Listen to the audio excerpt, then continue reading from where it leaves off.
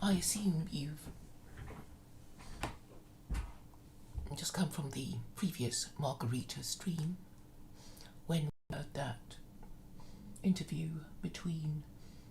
of Luke Ford with Margarita, who is an astonishing young lady, isn't she? I think she ticks all the boxes and presses all the right buttons. There was somebody in the chat who was clearly eaten up with rage and bitterness that he knew that he would never be good enough for her. And this can sometimes overwhelm some men. But there we are. We don't always get what we want, and sometimes we know when somebody is completely out of our league. But hopefully we can still admire them for what they are and the pleasure and delight they're able to give us as we contemplate the wonder of them. Is Margarita as wonderful as she seems? Some people in the chat have suggested that she might have been coached. I like to think not. I like to think it's possible for somebody like Margarita still to exist in the West if they have been properly brought up with the right values, protecting them from the moral sewage that is assailing us everywhere in the West. And she's able to make her points so well without causing offence.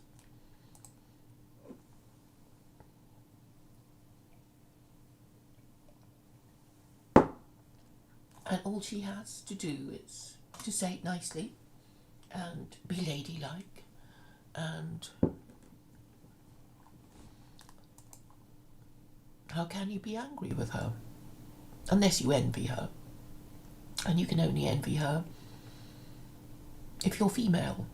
And if you do envy her because you are female, there are ways of becoming more like her.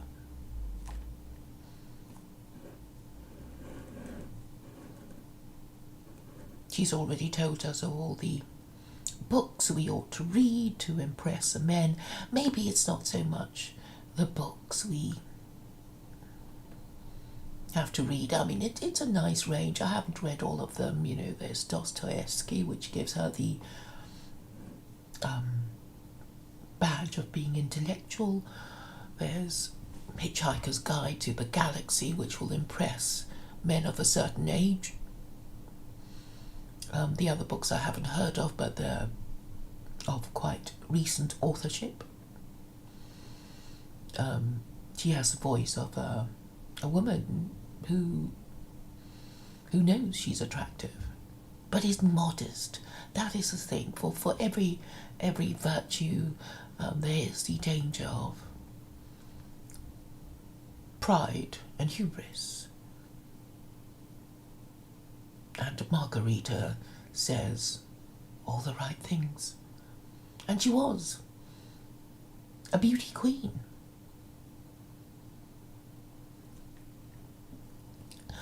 And the most interesting thing about her for me is that she's interested in philosophy. She expresses her views, and they are quite controversial because they're anti-feminist.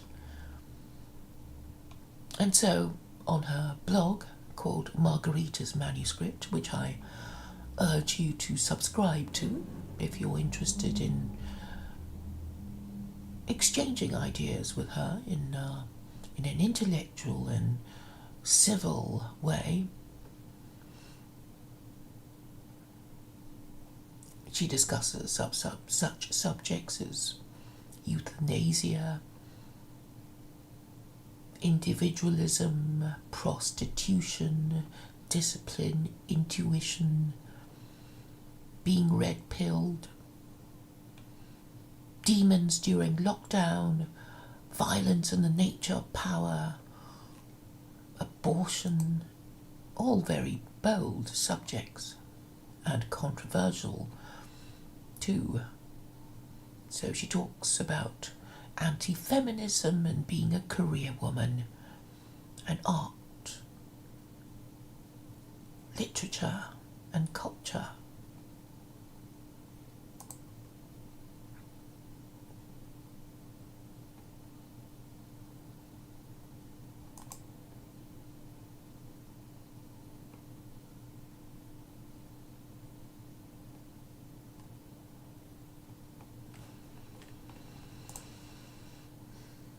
So I'll do my best to spread her fame.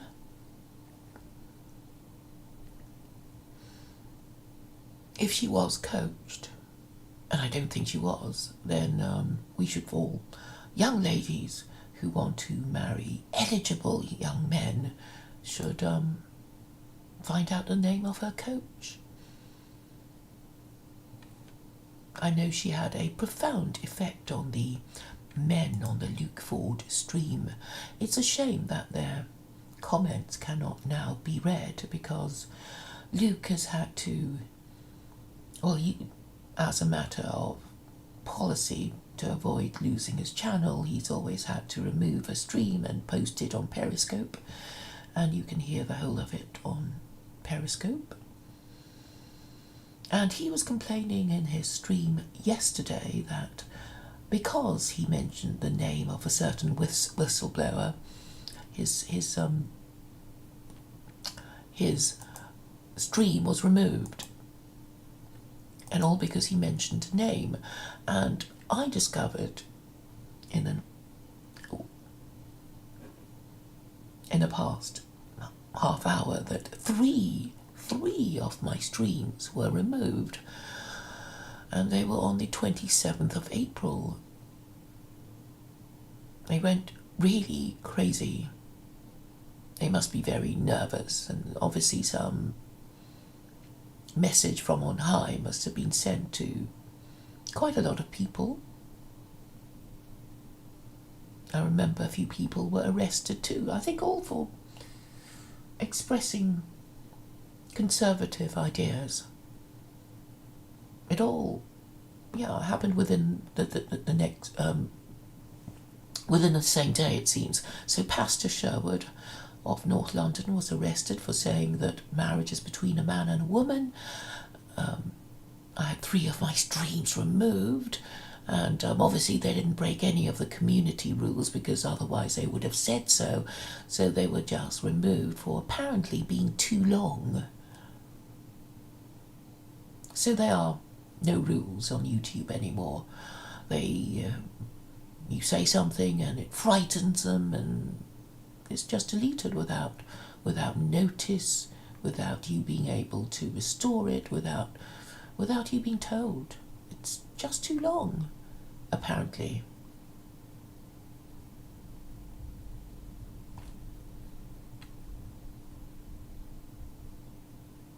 So the first stream that was removed, which I think would have gone viral, was my stream about who got the British Prime Minister into trouble over decorating the Downing Street flat.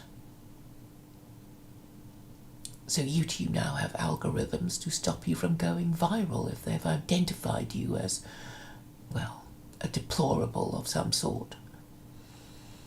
And the second one that was removed was secular Quranism and providential constitutional are essential parts of the same utensil. That hardly sounds controversial, does it?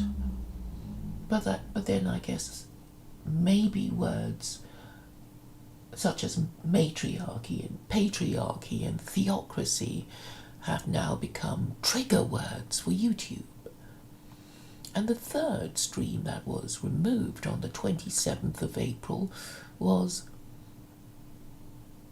the unaccountable fourth estate has replaced the first estate in the 21st century. That was removed. Most people wouldn't know what the hell the first, second, third and fourth estate would mean, but clearly somebody on YouTube does, and they don't want my ideas to spread or certain names to be mentioned.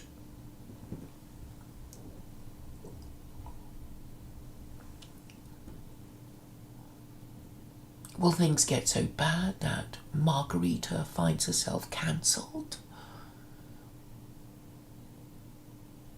That would be too awful to consider. But we don't know now. We are being told by the matriarchy, who is imposing the values of intersectional feminism, that gay marriage is above people who believe that marriage is between a man and a woman. And that was why Pastor Sherwood was arrested. So, forget all about, about the people who got themselves thrown in jail for denying the Holocaust in a country that doesn't have Holocaust denial laws. You get a global crackdown, because we know that Rudy Giuliani is being persecuted. And basically, Trump supporters are going to be cancelled. We might find ourselves in a situation where mentioning Trump will get us cancelled. That day may not be that far off.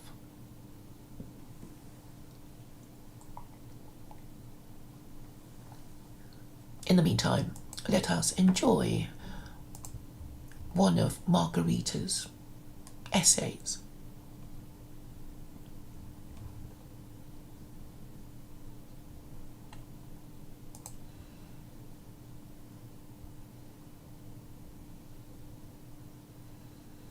Which one shall I choose? Violence and the nature of power. I'll do that.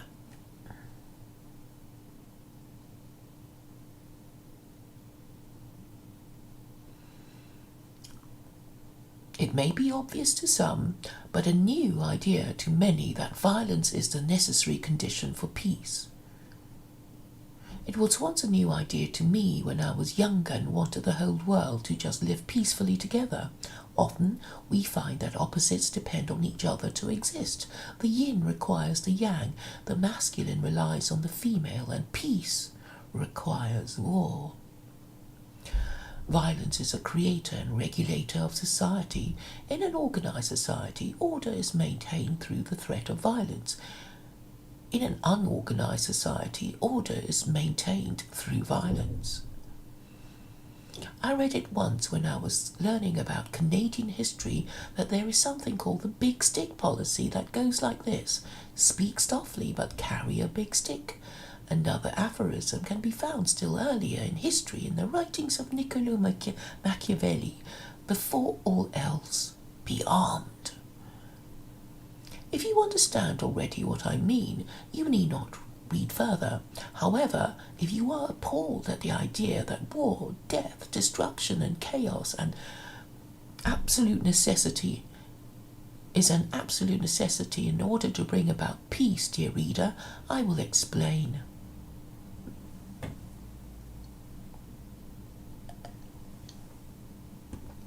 The threat of violence backs all contracts. Without consequences, a rule or mandate is entirely impotent.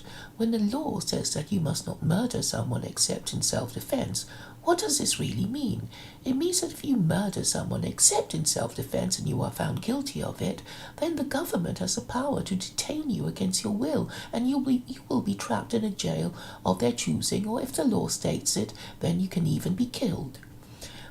This rule and its backing conditions would be entirely useless if you were Superman, unable to overcome any kind of force trying to detain you and enforce this rule upon you.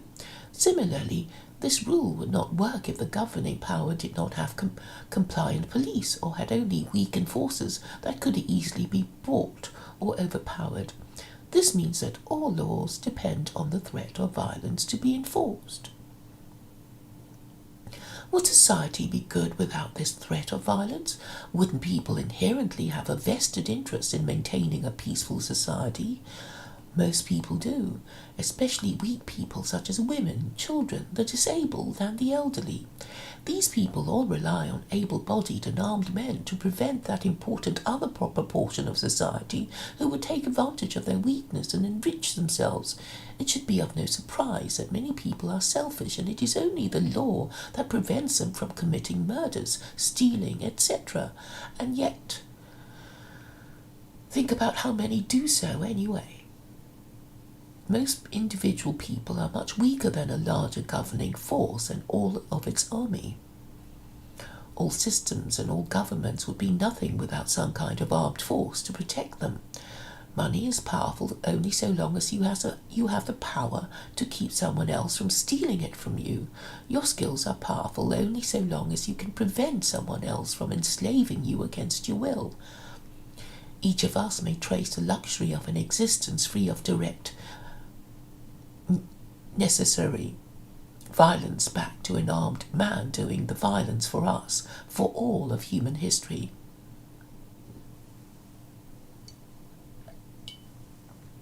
Human rights are privileges afforded to the common person by the powerful.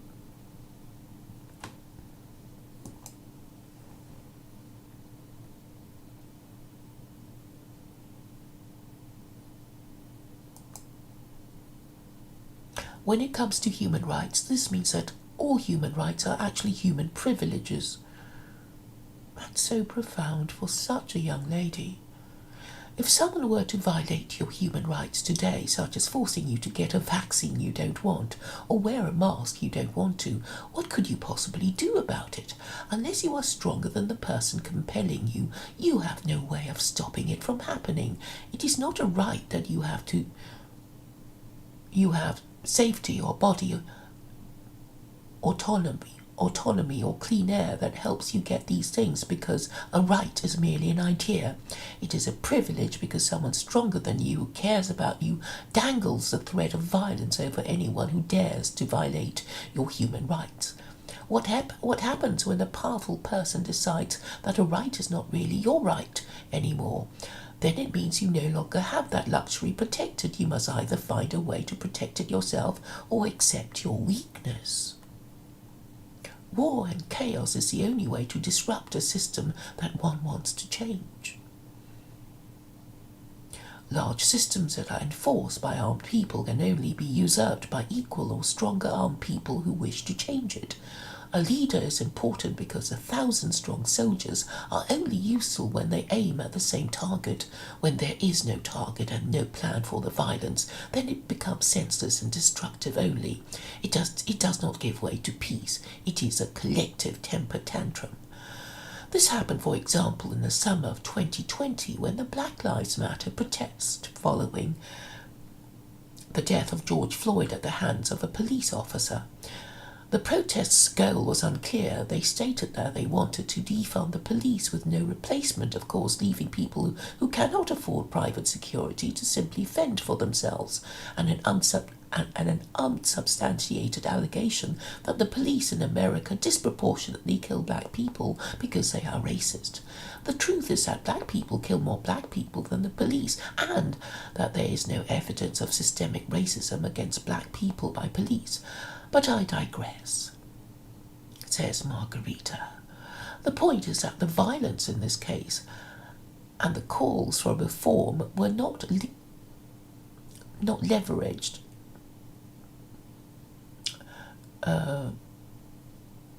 the calls for reform were not leveraged against people who had any power to act on these ultimatums, but rather against innocent, everyday, often black business owners. In order for a violent insurgence to bring about a useful change to a system or society, it must be organized and leveraged against those who have some power in making changes, and the changes must be clear and true. For example, if BLM had raided the White House and demanded that white people become second-class citizens and replace Trump with one of their leaders, then it would have been a useful insurgence. Whether I agree with it or not is irrelevant here, but it would have aligned better with their true goals. In that instance, They would not have to waste time with infographics convincing white people they can educate themselves into becoming acceptable to them, and the government would not have to waste time going through the motions of police reform for decorum. Violence is powerful to change systems when it is used effectively. It is how the Bolsheviks took power over the Tsars in Russia, how the upper-class French took over the monarchy in France during the French Revolution, and how the Americans took over control of the 13 colonies from the British. All wars are merely the ritual of violence that transfers power. In its most primitive form, it is the young wolf ascending to power when he defeats the alpha. It does not matter if it is good or bad, it simply is. What about diplomacy? Diplomacy is when people sit down like adults and talk about their differences of opinion and their differing goals. This would be doable in an ideal world where politicians were selected based on their merit and ability to make good decisions, and all people were perfectly sincere in their goals and desires, and no one was narcissistic, racist, or power-hungry. Even if this were true, the one who has to make the greater compromise in these discussions would always be the one who had less ability to unleash great violence on the other. Once again, the threat of violence is the backing of all contracts and power.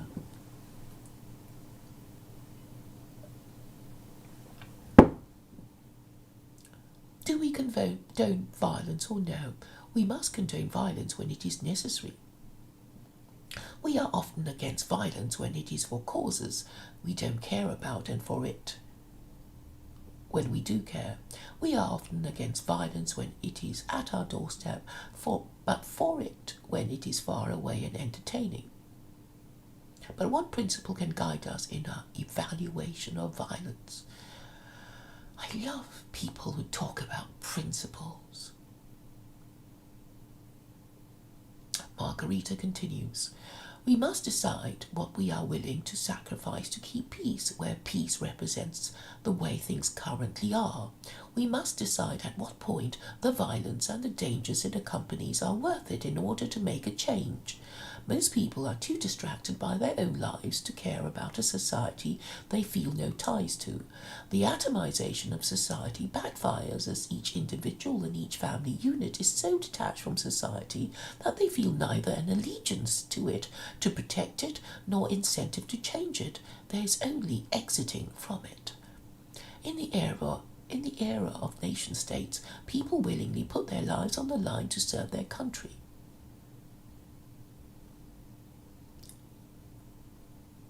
Dulce et decorum est pro patria mori. It is a beautiful thing to die for your country, I seem to remember, is what it means. Let me just see if I get you the right quotation in case I have got it wrong.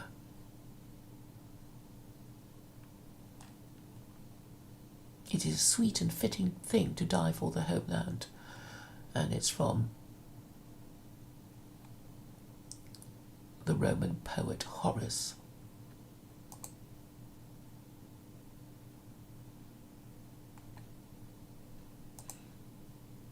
This was a call to the common man. Today, globalism has created a world where few feel an allegiance to any place. If it gets too bad in one country, one can always move to another one. Why dirty our hands for a country? Who will care to sacrifice for the future in a society that is increasingly deciding that it does not even want to have children?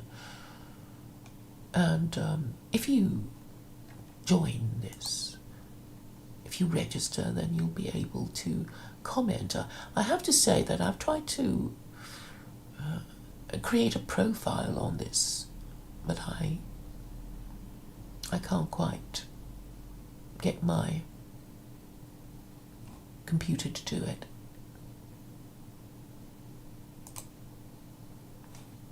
So perhaps if I keep trying, I'll be able to make myself a profile and be able to respond to this post by Margarita and to the others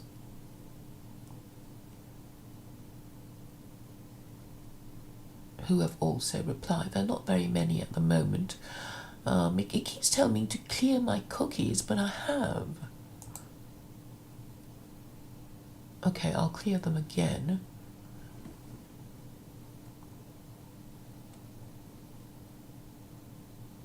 But I'll do it later, obviously.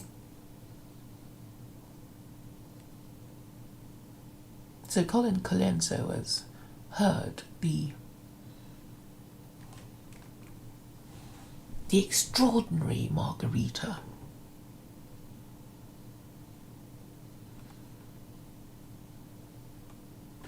Shall I read another one? I mean, I can't find anything to disagree with her about on this one.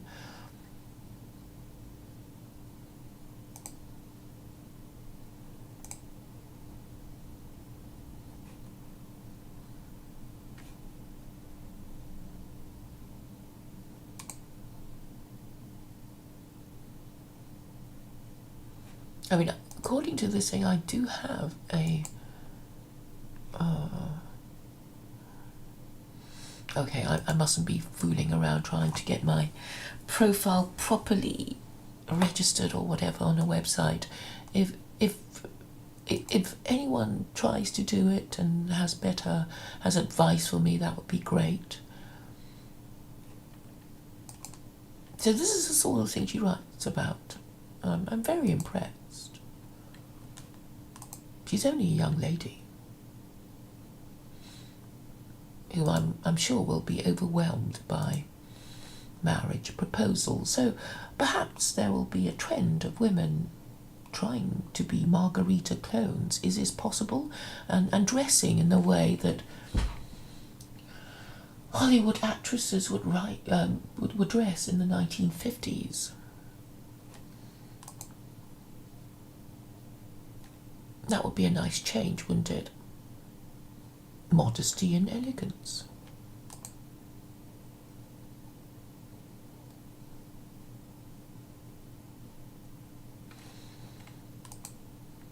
Shall I try another one? Shall I try another Margarita essay? I know there's one in which she talks about the Abrahamic faiths. It doesn't seem to be a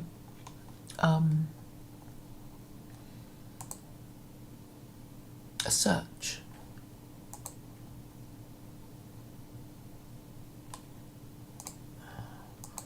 Okay, maybe I can do it this time. Set up my profile.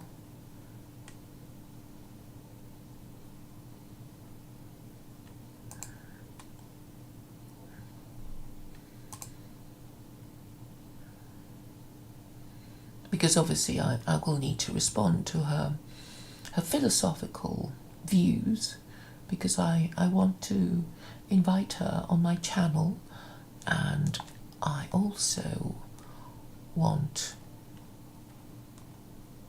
to discuss with her secular Quranism. Since she's quite a reader, she'll probably be able to finish the Quran and then tell me which, if any, verses she dislikes, and we can have a chat about these things, which would be nice, wouldn't it?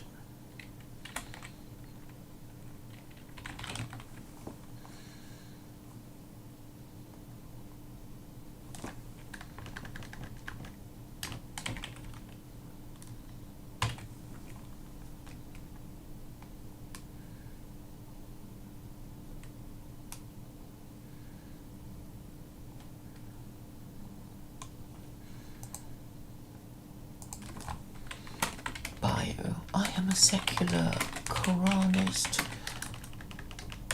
promoting secular Quranism. I'll find a good picture. Yeah, there's no need to have a picture of me, is there? I'll find a meme of secular Quranism. That will be eye-catching. You know, I suppose it's perfectly possible that you two might just kick me off for even mentioning secular Quranism. Like, anybody who says secular Quranism, they'll have their channels deleted. I don't think that day is that far off, because they are that afraid, right? We know how frightened they are.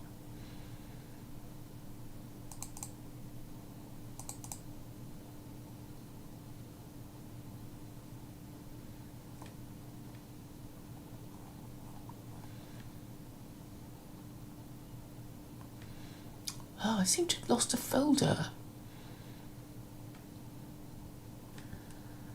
Annoying.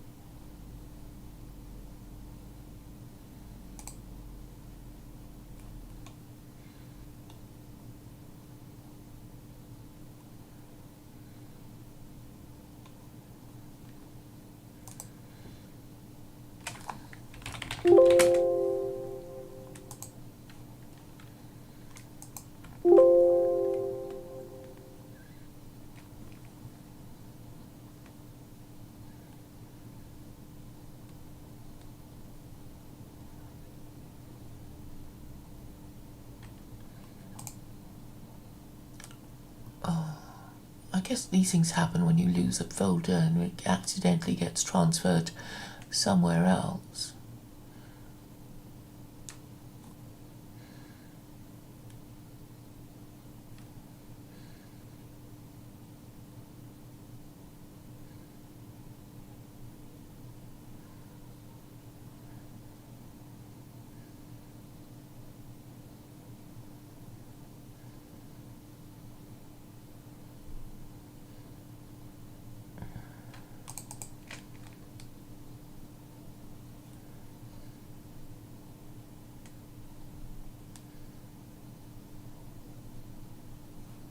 Oh, I'll just use this one for the moment, because I want a nice picture.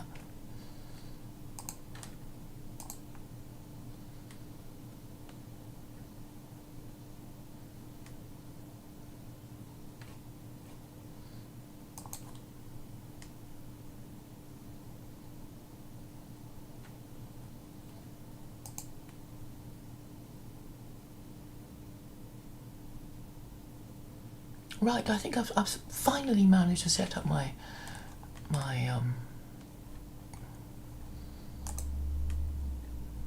profile.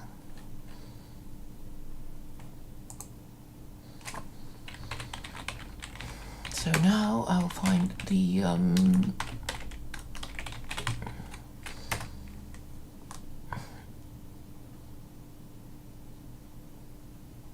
no, I can't find it.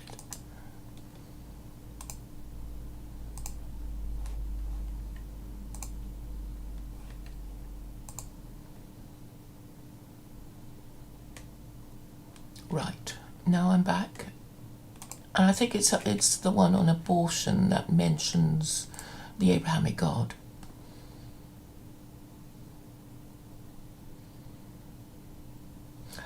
So Colin, you were talking about Luke Ford's body language. I didn't notice anything different really. I mean, but I wasn't looking at his face, obviously.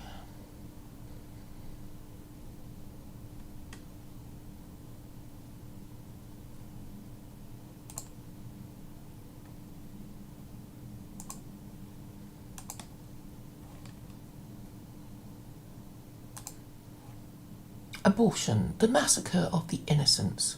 Abortion is the practice of terminating a pregnancy. It can be done with the help of a medical professional. The decision about whether or not it should be legal to access abortion and under what conditions has been a hotly debated topic by people from a variety of frameworks. In this essay, I outline why my opinion is the correct one. That abortion should be treated like the killing of a child. Very, very hard line.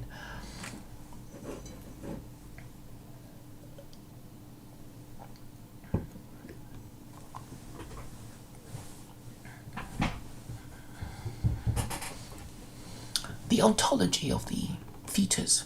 Until very recently, it was impossible to tell what was going on in the mystical Ouroboros of the fertile female body. I have to look up that word. The last time I came across this word was as a name of somebody trolling me.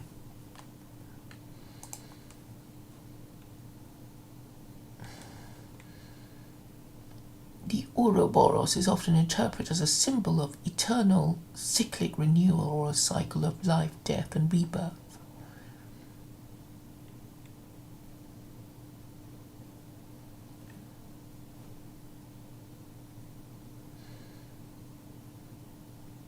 It says it is an ancient symbol depicting a serpent or dragon eating its own tail. Oh yeah, I've come across that.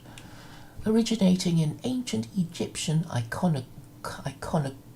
iconography, the Ouroboros entered the Western tradition via Greek magical tradition and was adopted as a symbol in Gnosticism and Hermeticism, and most notably in alchemy.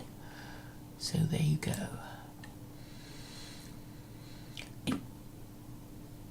Until very recently, it was impossible to tell what was going on in the mystical Ouroboros of the fertile female body. It was a place of great miracles. It leaked blood. It ran the cycles of the moon when she had lain with a man. There was only the quickening to inform knowing midwives that there was a child growing inside of her. The quickening was a baby kicking inside of her womb, meaning that it was difficult to tell that a woman was pregnant until a much later stage of development. Modern imaging techniques demystified this entire process. Now we know almost every event that leads to conception, every receptor and voltage-gated channel that opens, and how the chromosomes align during syngamy, it's a new word for me, to create an entirely new being. Totipotent cell that can form every single aspect of a unique human being from start to finish. Fetal physiology documents this whole process. Based on this physiology comes the main premise of this article, that at the moment of conception, the totipotent cell, the microscopic amoeba, is a unique human cell that is not its mother or its father. It is the earliest possible stage of human development. It is alive. The radical statement I make here is it is the smallest human being. There is an argument made by people for abortion that before a certain week in gestation it is fine to terminate the pregnancy because of the clump of cells is not really a human being yet. As a result, the termination of the pregnancy cannot be considered morally abhorrent because it is not an ending of a life, but rather can be treated as a removal of some vestigial benign tumour. However, it is not a tumour, nor is it merely a clump of cells. Are we not, when we think about it, simply larger and more developed clumps of cells? If we are, then why is it that our murder is considered morally abhorrent, but the termination of a fetus's life before 8 weeks, for example, is not considered abhorrent? Well, it's because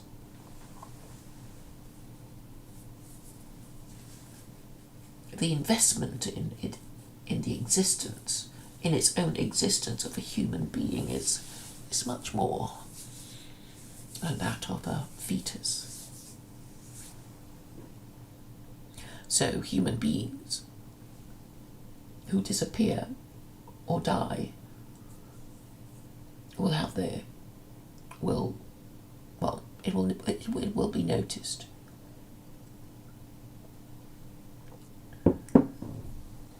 But nobody other than its parents would care about the life of an unborn fetus.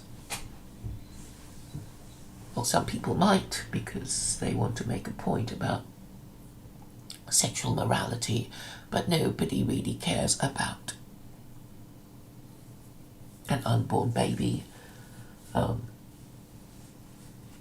as an individual, because it isn't an individual, because it has no outside existence other than as a concept.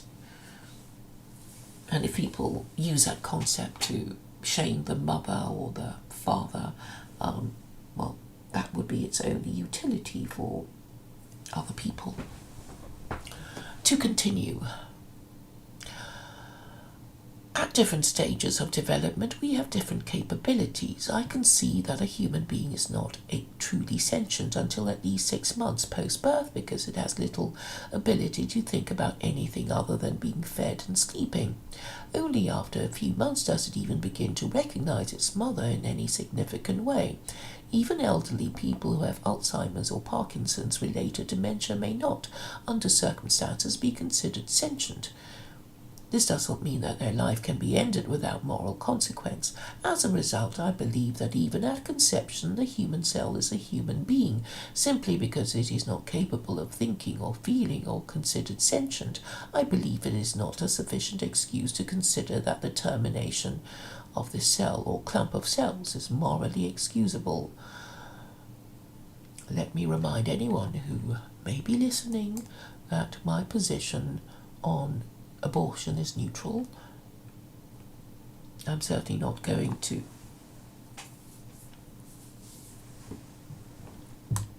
get on my moral high horse on this matter.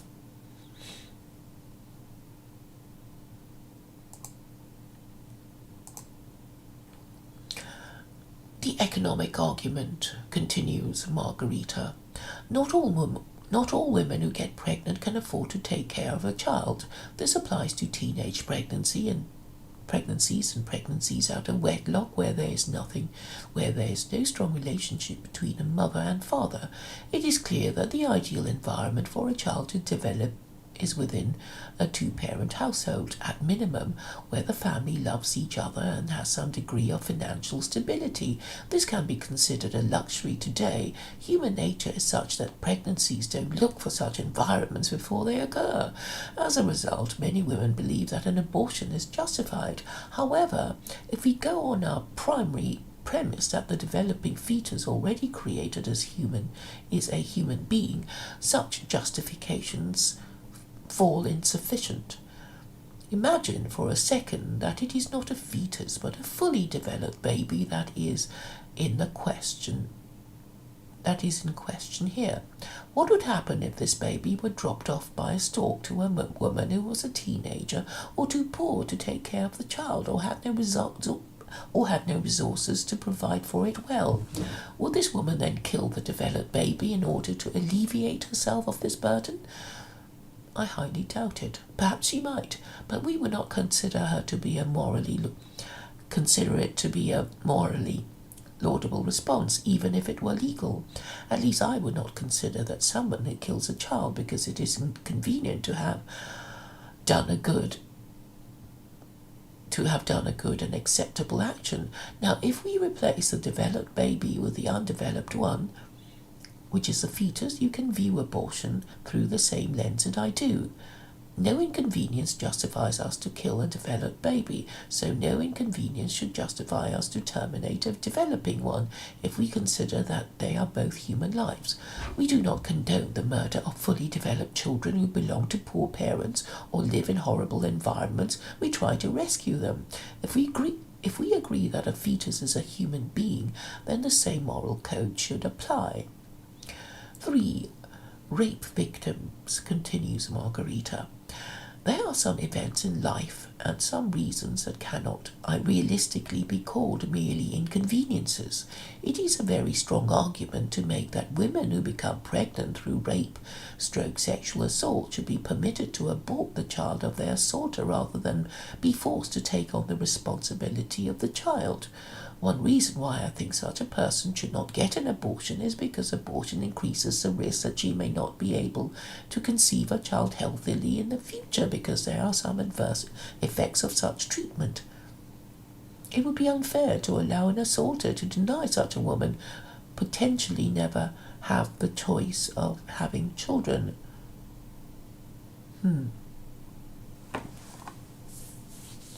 A few missing words here. Maybe a rewrite is required.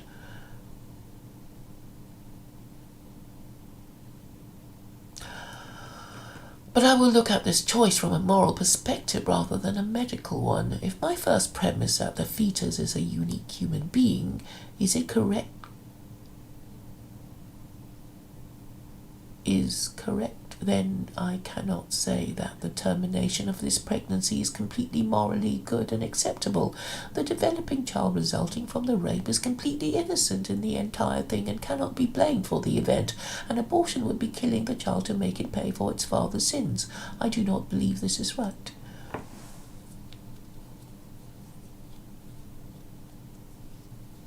But then you're punishing the victim.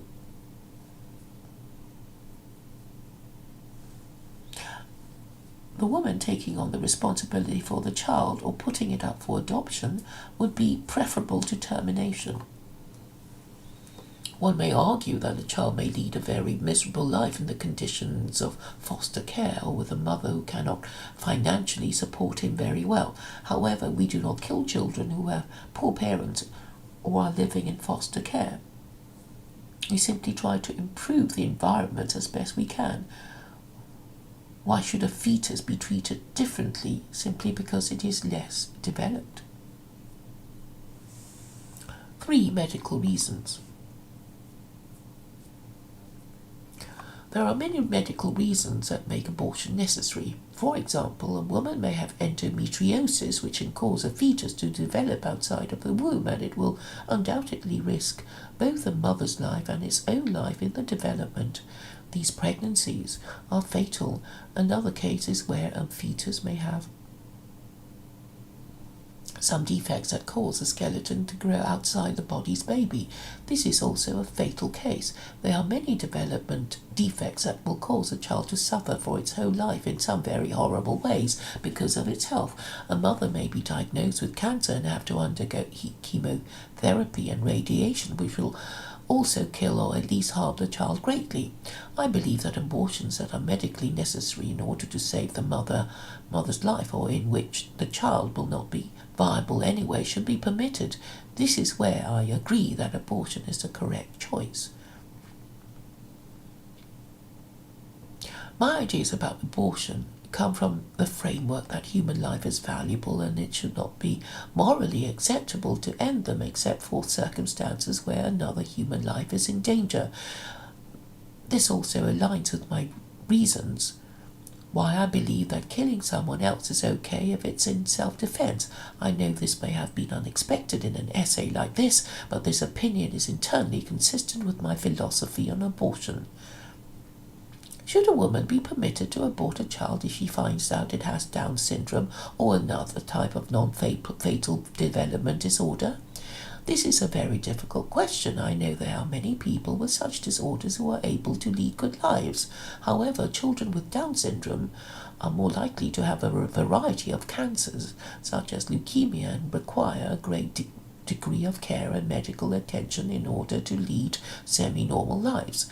Should a parent be able to decide that they don't want to deal with watching their child suffer throughout his life without any chance of respite, despite all their best efforts?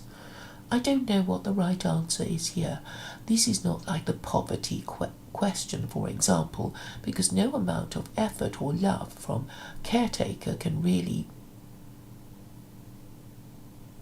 caregiver, I think she means, can really fix this kind of suffering that is related to an ineluctable developmental issue. Nevertheless, I know that we don't kill little children who develop cancer or become paralyzed or get into some accident which causes them to acquire an illness later in life.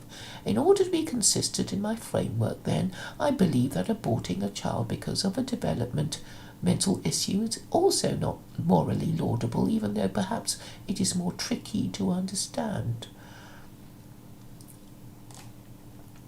Well, I leave these difficult things to be decided by the Quran, which doesn't really forbid abortion because it doesn't mention it. It does disapprove of infanticide, but it gives one a range of options and doesn't outlaw abortion, which I think would be the more politic position to take as we speak deep, deep, deep into in our matriarchy.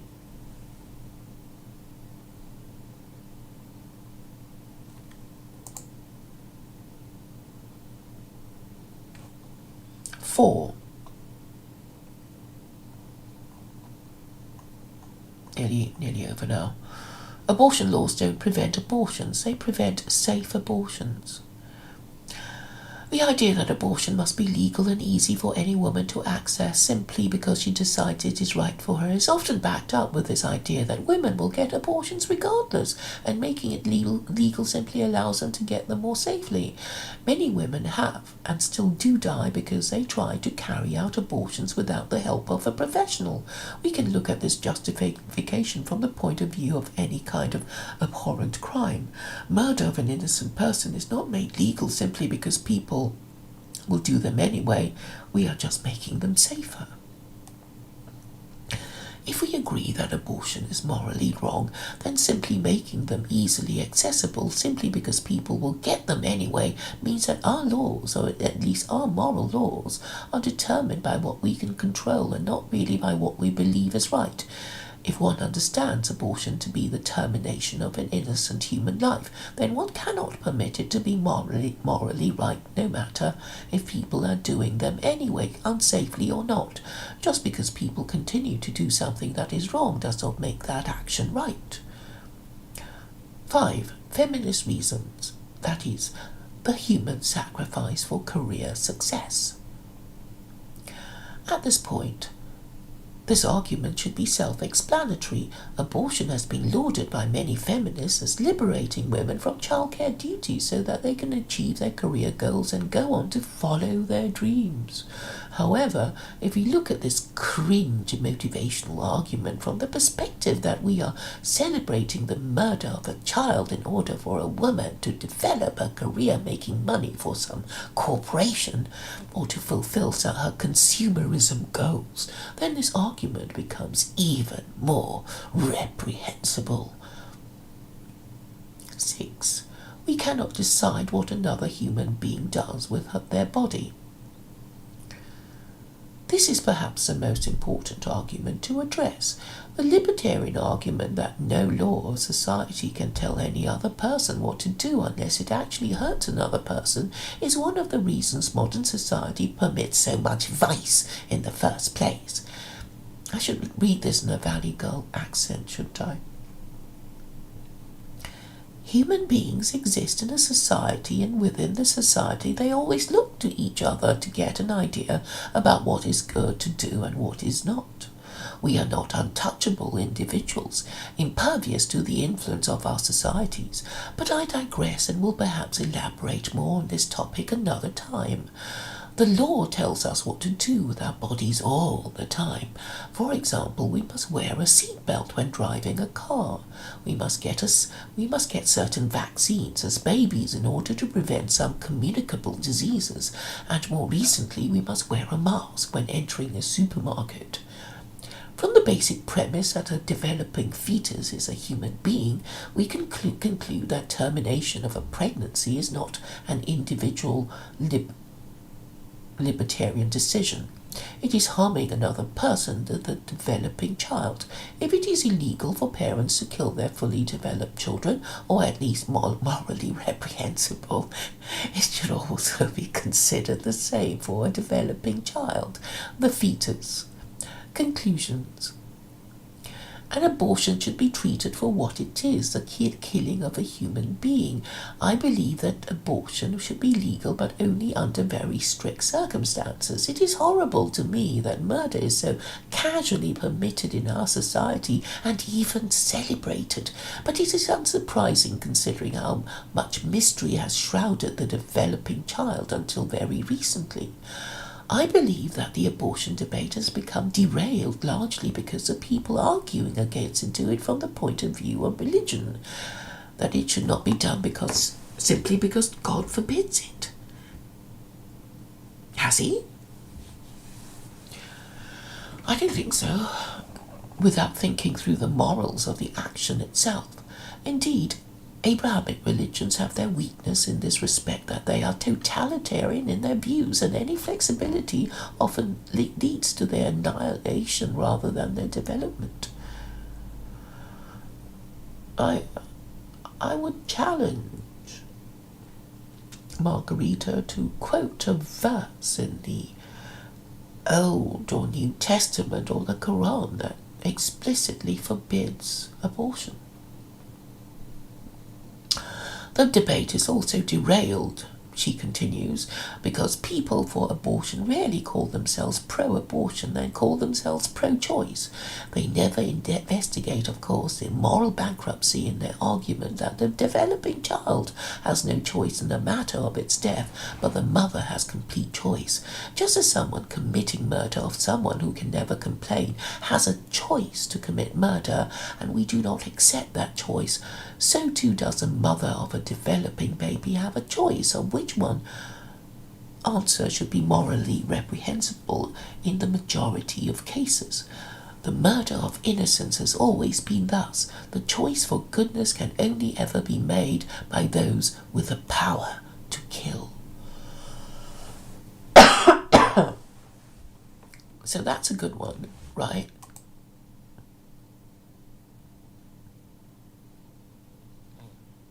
Stephen James, if you have been paying attention, you would know that Margarita is Hindu.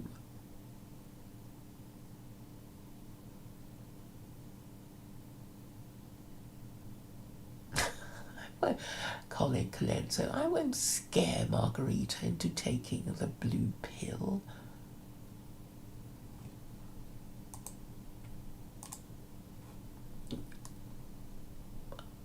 I'll just try and suggest that since no holy book actually forbids abortion, we should not make it a crime for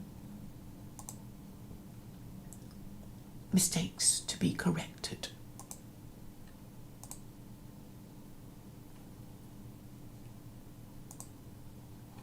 And the other one that I think would be of interest to you guys is prostitution. And that will be your lot for this session. Oh, it's a poem. Sort of. No. Okay, it starts off with a poem. It's not too long.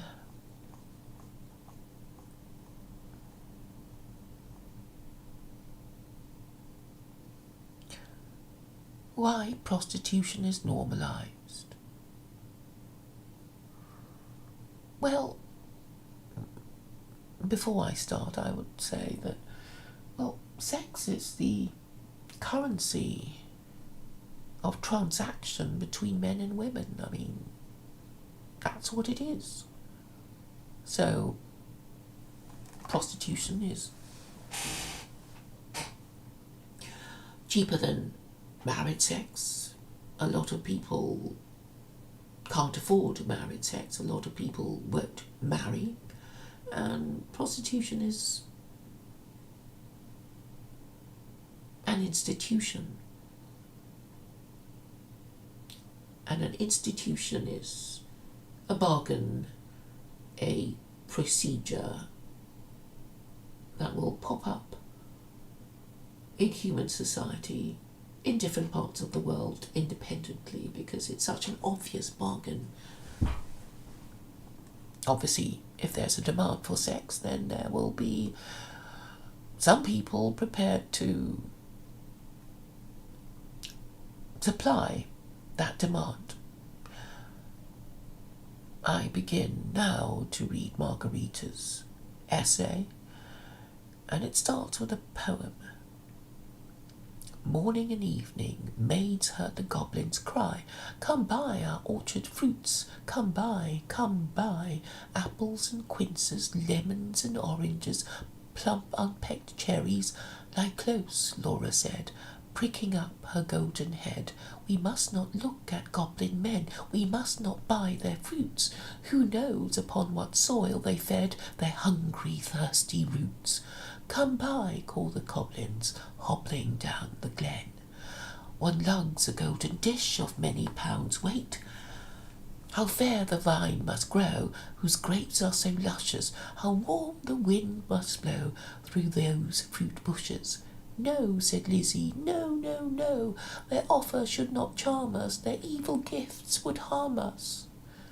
This is a piece from the poem Goblin Market, 1862, by Christina Rossetti, in which the goblin men are a metaphor for pimps who stole away girls by enticing them with riches. I cannot believe, truly, that I even have to write this essay. It is so obvious to me that prostitution is wrong.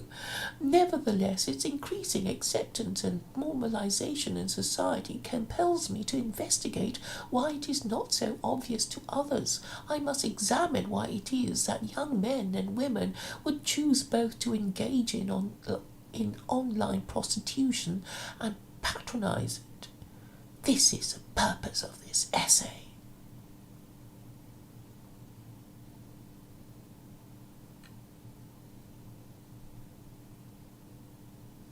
One, easy money.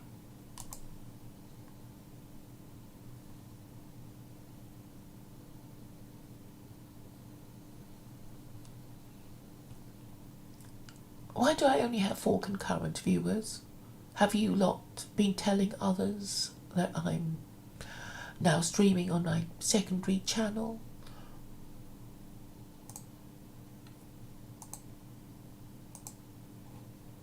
I suppose the Americans would be asleep. Okay, easy money. OnlyFans and other forms of online prostitution are marketed as an easy and effective way for young women to make money. However, the first business lesson that a woman may learn through this is that the product does not matter so much as the distribution channel, promotion, and all the trappings that make it easy and convenient for a customer to pay money. No woman on OnlyFans or any online or offline prostitution service then makes as much money as the pimps. Please excuse the crass language, but this is the most accurate term who run these distribution channels.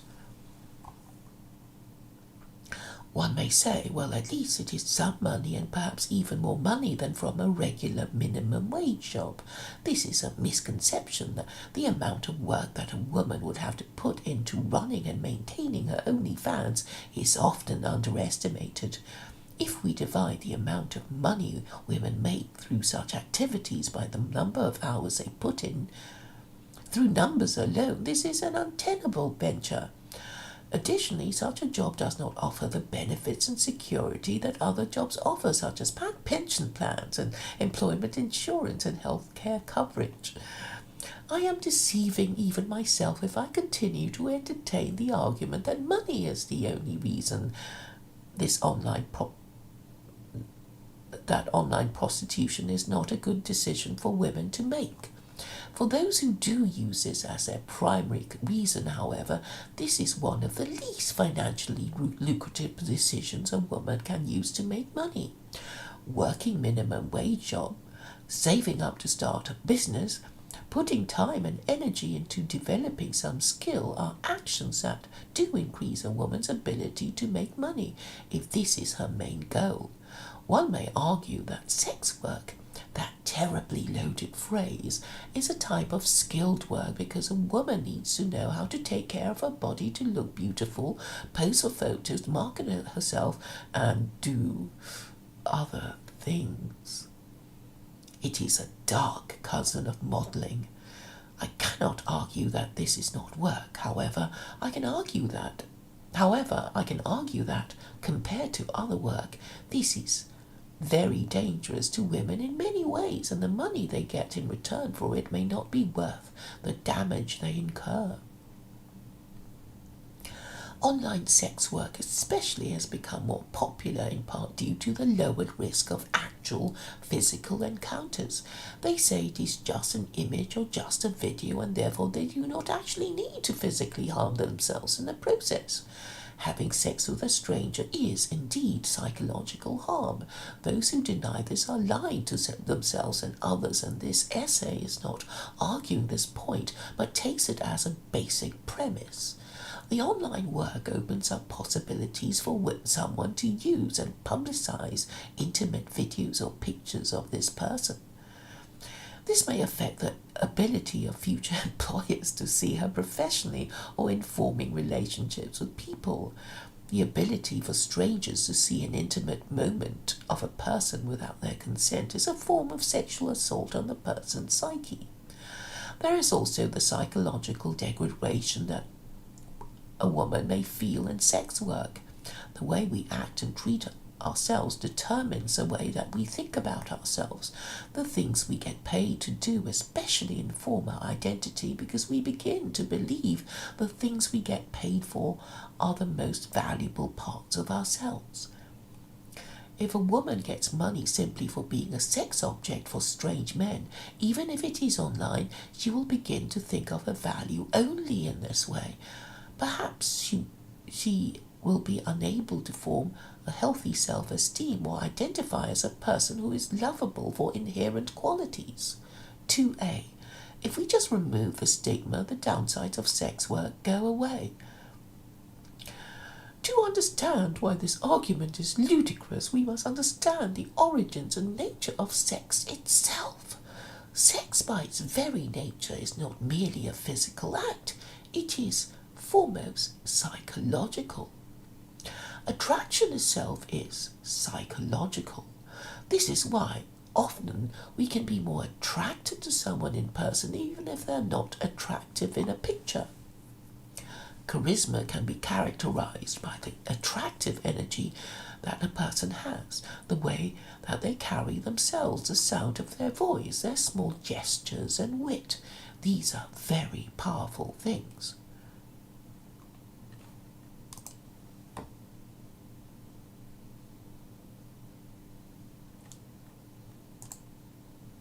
Most healthy women look exactly the same, but some women are better at arousing eroticism than others. To an alien species, all healthy human women may be indistinguishable from each other except for some variation in colouring and size. So what is it that makes some women more attractive than others, even before one has gotten to know their personalities? This is their charisma that I mentioned above. It is for this reason that some women may show just an inch of a wrist, and it may be arousing, but an almost naked woman would not be able to hope to arouse the same level of eroticism. The psychological element plays a more important role in eroticism than the physical. How does this relate to the stigma aspect of prostitution? Prostitution is alluring because it is a form of forbidden sex. For this reason, there is still some eroticism to it. Sex between a married couple, though permitted by society, still maintains its allure because it is impolite to talk about it. By keeping it private, less of its energy is lost to the masses. Eroticism is such that the more it is exposed, the more quickly it disappears. In both cases, it is a private matter. If the stigma of prostitution were to be removed, the eroticism and therefore value of it would quickly disappear. Furthermore, the stigma of sex work is not due merely to some hatred of the people who engage in it. Contrary to popular liberal frameworks of society, most stigma, especially that which transcends culture, religion and race, is not arbitrary.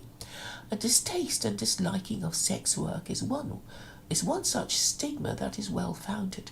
It is also false to assume that the stigma is the primary reason for the people who engage in sex work. Engaging in sex work as a whore or as a patron is always a sign of other issues that led the person there.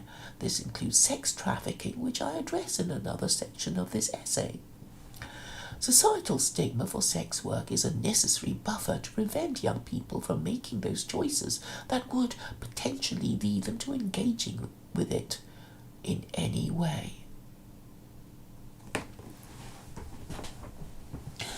Destigmatizing or normalizing sex work distracts us as a society from addressing those conditions that may lead to someone becoming trapped in it in the first place. They may believe that they are there of their own free will, but in reality this is a symptom of the psychological trap that they have fallen in, which makes them believe this. The evidence behind my assertion that this is a psychological trap is the frequency with which those who engage in sex work also have some kind of underlying mental illness, depression or anxiety that precede the sex work that is exacerbated by it. Mental illness is a signal from the body that the individual is making some decisions or is in some environment that is toxic to him or her. Numbing this feeling of mental distress through acceptance of it as normal or by medication only removes the symptom and not the root cause. Yes, I agree that it's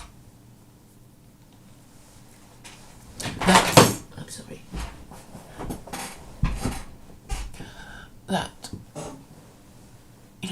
poor people are more likely to go into prostitution and or even if you weren't poor, you might have started out rich and through a lifestyle of drugs, lost your job or any prospect of a job, and you're just turning a trick because you need your fix. So people who go into prostitution are in a way self-selecting. They are, people of who come from mostly low status backgrounds and didn't have anyone to tell them not to do this sort of thing. So that's why they are self-selecting. So they would come with a whole bunch of problems already. We can't think of anybody who says, "Oh, I'll just become a prostitute." When they're at school or something. It's something one falls into, such as crime. So obviously it's not considered a desirable career move, but so we shouldn't expect people who fall into this trade to be mentally well. So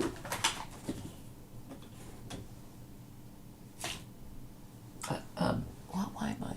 So what I'm trying to say is that if Margarita is working herself up to saying it should be banned, I'm going to disagree with her on that. 2b, attachment issues. Margarita continues. Sex work of any kind attracts people with poor attachment. It exacerbates her and enables this poor attachment to continue because it prevents the symptoms that usually indicate to someone that they must change their ways.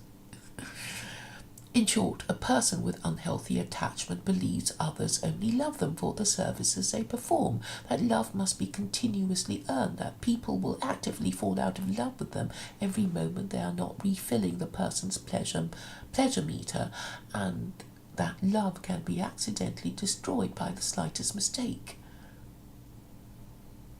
Adam Lane Smith at Mr. Prometheus on Twitter writes in his article on attachment issues. A person with poor attachment issues may feel depression, loneliness and anxiety as a consequence of poor relationships in their life. These symptoms may be temporarily eradicated through the use of recreational or psychiatric prescribed mind-altering substances, casual sex, porn addiction, or the use of prostitution, either as a patron or as the whore. This symptom management strategy prevents the sufferer from feeling the signals that their body is sending that their psyche is not healthy and must be healed. Someone who feels these signals may seek help and try to help heal their attachment issues by examining the root of their unhealthy behavior. This may engage in activities that rebuild their self-worth and practice nurturing healthy relationships that can permanently heal them. True healing is always more laborious than instant fixes, and it is almost never profitable to any company. As a result, it will never widely be endorsed as a solution.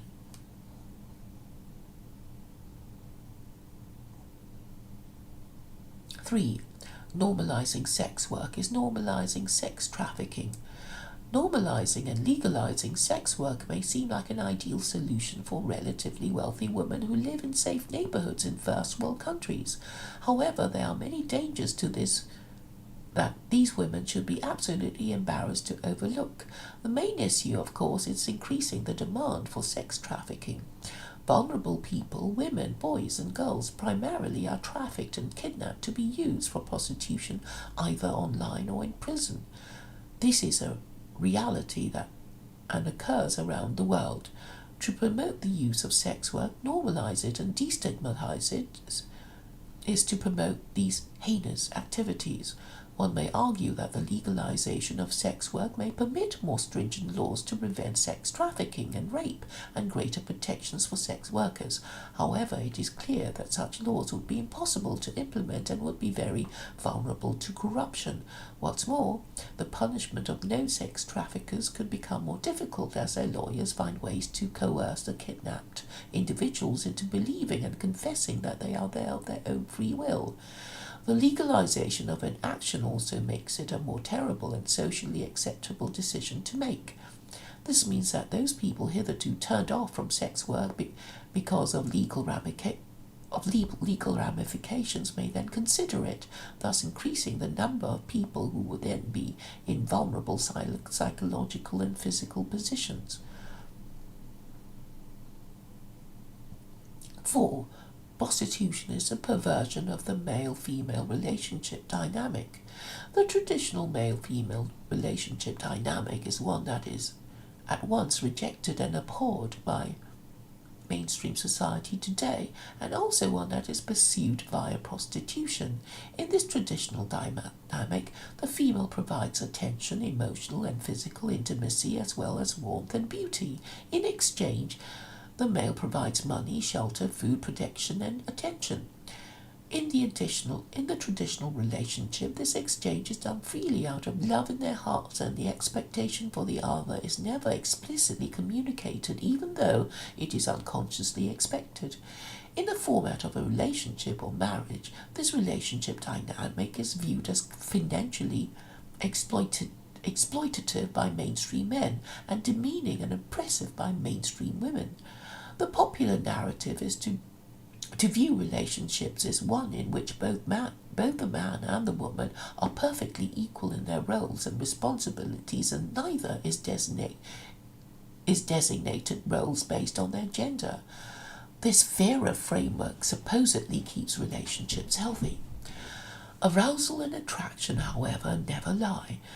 This is evidenced by the fact that this traditional relationship framework is pursued through prostitution, in which the online or in-person prostitute provides emotional and physical intimacy and warmth, and the man provides money, shelter, and attention.